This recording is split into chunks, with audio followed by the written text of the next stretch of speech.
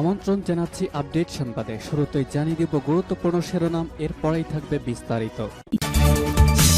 শুরুতেই জানিয়ে দিব আন্তর্জাতিক আপডেট সংবাদ। যে কোনো হামলার বিরুদ্ধে ইসরায়েল আমেরিকাকে হুঁশিয়ারি করল হুতি যোদ্ধারা, কঠোর অবস্থানে ইয়েমেন।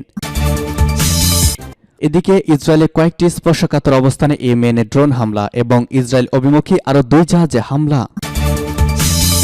ফিলিস্তিনের সঙ্গে নতুন চুক্তির ইঙ্গিত ইসরায়েলের যুদ্ধবাজ প্রধানমন্ত্রী বেনিয়ামিন নেতানিয়াহুর। আরও জানাবো ইসরায়েলি বোমা হামলায় গাজায় 8,000 মানুষ নিখোঁজ। পশ্চিমারা গোপনে রাশিয়া ইউক্রেন আলোচনার আহ্বান জানালেন রাশিয়ার পররাষ্ট্রমন্ত্রী সের্গেই ল্যাভরভ। এবং সর্বশেষ জানিয়ে দিব বিপুল জনসমর্থন নিয়ে এবার স্বতন্ত্র প্রার্থী হিসেবে নির্বাচন করবেন রাশিয়ার প্রেসিডেন্ট ভ্লাদিমির পুতিন। শুনছিলেন সংবাদ শিরোনাম, এখন বিস্তারিত। তার আগে অনুরোধ থাকবে ভিডিওতে একটি লাইক দিন এবং কমেন্টস করে জানিয়ে দিন কোন জেলা থেকে বা কোথা থেকে আমাদের সঙ্গে যুক্ত রয়েছেন। যে কোনো হামলার বিরুদ্ধে ইসরায়েল আমেরিকাকে হুঁশিয়ারি করল হুতি যোদ্ধারা, কঠোর অবস্থানে ইয়েমেন। ইয়েমেনে হুতি আনসারুল্লাহ আন্দোলনের যোদ্ধারা ইহুদিবাদী ইসরায়েল এবং আমেরিকা ও তার পশ্চিমা মিত্রদেরকে হুঁশিয়ারি দিয়ে বলেছে, কেউ যদি ইয়েমেনের ওপর হামলা চালায় তাহলে তাদের পরিণতি হবে ভয়াবহ এবং চরম মূল্য দিতে হবে। ফিলিস্তিনে অবরুদ্ধ গাজা উপত্যকার ওপর ইসরায়েলের বর্বর আগ্রাসনের প্রতিবাদে ইয়েমেনের সামরিক বাহিনী লোহিত সাগরে ইসরায়েলের জাহাজের ওপর কয়েক দফা হামলা এবং কয়েকটি জাহাজ আটক করার পর ওই এলাকায় যুদ্ধ জাহাজ মোতায়েন করেছে ইসরায়েল। লোহিত সাগরে ইসরায়েলি জাহাজের নিরাপত্তা দেওয়ার জন্য আমেরিকা ও তার পশ্চিমা মিত্ররা একটি টাস্ক ফোর্স গঠনের পরিকল্পনা করছে। এরপর হুতি আনসারুল্লাহ আন্দোলনের পক্ষ থেকে এই হুঁশিয়ারি এলো। আনসারুল্লাহ আন্দোলনের পলিট ব্যুরোর সদস্য আলী আল কাহম বলেন, আমেরিকা, ইসরায়েল অথবা পশ্চিমা অন্য কোনো দেশ যদি ইয়েমেনের বিরুদ্ধে কোনো ধরনের সামরিক পদক্ষেপ নিতে যায় তাহলে তা জবাব দেওয়ার জন্য ইয়েমেন প্রস্তুত রয়েছে। তিনি বলেন, ইয়েমেনে হুতিরা কখনো ফিলিস্তিনিকে ভুলে যাবে না, তা যতদিন মার্কিন, ইসরায়েল কিংবা পশ্চিমা হুমকি থাকুক না কেন। তিনি আবার হুতি আন্দোলনের পক্ষ থেকে ঘোষণা দিয়েছেন যে গাজায় ইসরায়েলি হামলা বন্ধ না হওয়া পর্যন্ত ইয়েমেনের অভিযান অব্যাহত থাকবে। এর আগে ইয়েমেনের সামরিক বাহিনী লোহিত সাগরে ইসরায়েল এবং পশ্চিমা কয়েকটি জাহাজে হামলা চালিয়েছে। এছাড়া ইসরায়েলের কয়েকটি জাহাজ আটক করেছে। ইয়েমেন বলেছে, ইসরায়েলি আগ্রাসনের জবাবে লোহিত সাগর দিয়ে চলাচলকারী ইসরায়েল অভিমুখী যে কোনো জাহাজে আমরা হামলা চালানো হবে কঠোর হুঁশিয়ারি। সূত্র জানাচ্ছে পার্স টুডে।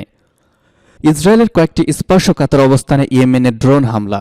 শনিবার দখলদার ইসরায়েলের কয়েকটি গুরুত্বপূর্ণ ও স্পর্শকাতর স্থানে ড্রোন হামলা চালিয়েছে ইয়েমেনের সামরিক বাহিনী।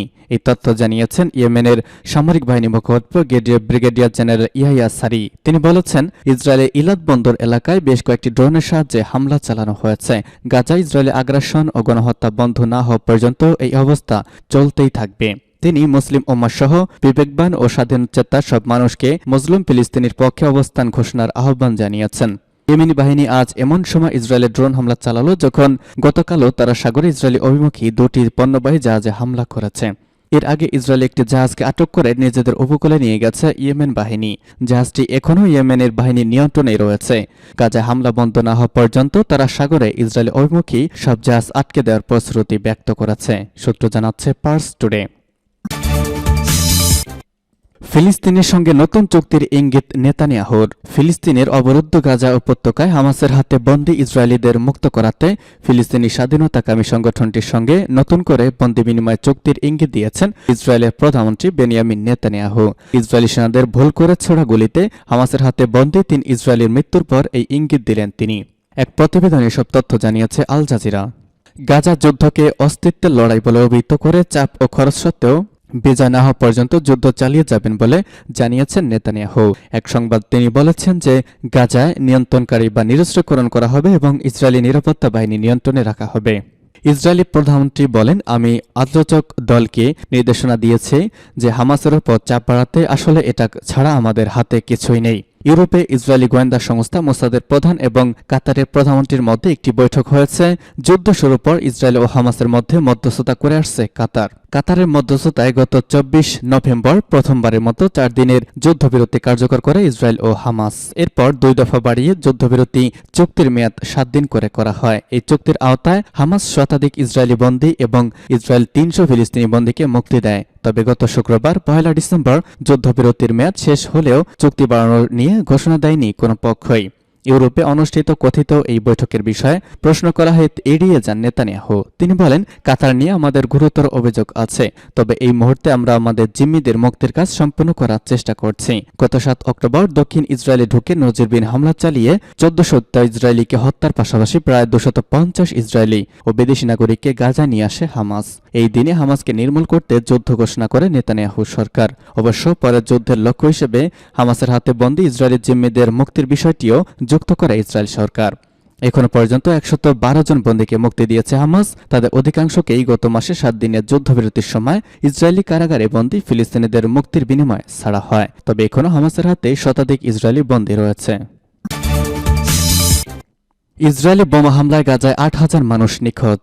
ইসরায়েলি বোমা হামলায় গাজায় এ পর্যন্ত 8,000 মানুষ নিখোঁজ রয়েছেন বলে জানিয়েছে কাতার ভিত্তিক আন্তর্জাতিক সংবাদ মাধ্যম আল জাজিরা। নিখোঁজদের মধ্যে প্রায় 70% নারী ও শিশু। এদিকে গাজায় চলমান ইসরায়েলি হামলায় নিহত ফিলিস্তিনিদের সংখ্যা 19,000 ছাড়িয়েছে। আগেই গাজায় ফিলিস্তিনি সরকারের মিডিয়া অফিসের বরাত দিয়ে টিআরটি ওয়ার্ল্ড নিউজ বলেছে, ইসরায়েলি হামলায় 7 অক্টোবর থেকে এখনো পর্যন্ত 19,500 জন ফিলিস্তিনি নিহত হয়েছেন। অন্যদিকে অবরুদ্ধ ছিটমহলে ইসরায়েলি বাহিনীর হাতে আহত হয়েছেন 52,000 ফিলিস্তিনি। সেখানে আরও বলা হয়েছে, ইসরায়েলি হাতে নিহতের মধ্যে 8,000 শিশু এবং 6,200 নারী রয়েছে কমপক্ষে। গাজায় বেসামরিক প্রতিরক্ষা সরবরাহের পরিচালক মোহাম্মদ আল মোগাইব বলেছেন, নিখোঁজদের বেশিরভাগই ইসরায়েলি হামলায় ক্ষতিগ্রস্ত ভবনগুলো ধ্বংসস্তূপের নিচে আটকা পড়েছে বলে ধারণা করা হচ্ছে। আল মোগাইর বলেন, অবরুদ্ধ ছিটমহলের উত্তর ও দক্ষিণাঞ্চলে সবচেয়ে বেশি সংখ্যক মানুষ নিখোঁজ হওয়ার পর খবর পাওয়া গিয়েছে। তিনি বলেন, ইসরায়েলি রকেট হামলা এবং গোলাগুলিতে এসব অঞ্চল অনেক ক্ষতিগ্রস্ত হয়েছে। সেখান থেকে আটকা পড়ে মানুষদের বাঁচাতে বেসামরিক প্রতিরক্ষা কর্মীদের প্রয়োজনীয় উদ্ধার সরঞ্জামের অভাব রয়েছে। এদিকে মার্কিন কর্মকর্তারা জানিয়েছেন, প্রতিরক্ষা সচিব Lloyd Austin USS Gerald R Ford বিমানবাহী রণতরী সহ অন্য একটি জাহাজকে আরও কয়েক সপ্তাহ ভূমধ্যসাগরে থাকার নির্দেশ দিয়েছেন। পশ্চিমারা গোপনে রাশিয়া ইউক্রেন আলোচনার আহ্বান জানাচ্ছে, বললেন রাশিয়ার পররাষ্ট্রমন্ত্রী সের্গেই ল্যাভরভ। রাশিয়ার পররাষ্ট্রমন্ত্রী সের্গেই ল্যাভরভ জানিয়েছেন, পাশ্চাত্যের বেশ কয়েকটি দেশের নেতারা ইউক্রেন যুদ্ধ অবসানের জন্য তাকে সম্ভাব্য আলোচনা প্রস্তাব দিয়েছেন। রুশ পররাষ্ট্রমন্ত্রী বলেছেন, যতক্ষণ পর্যন্ত পশ্চিমারা মস্কোর মৌলিক স্বার্থের প্রতি সম্মান দেখাবে ততক্ষণ পর্যন্ত ক্রেমলিন আলোচনার জন্য প্রস্তুত রয়েছে।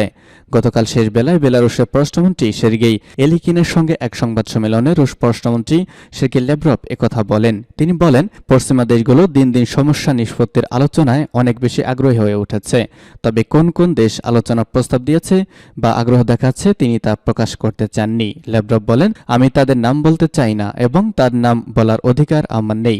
তবে পশ্চিমা কয়েকটি দেশের খ্যাতনামা এবং উচ্চ পর্যায়ের নেতারা রয়েছেন এই তালিকায়। এসব নেতা 3টি ভিন্ন ভিন্ন চ্যানেলে আমার সঙ্গে যোগাযোগ করেছেন। তিনি বলেন, রাশিয়া সবসময় আলোচনার জন্য প্রস্তুত রয়েছে।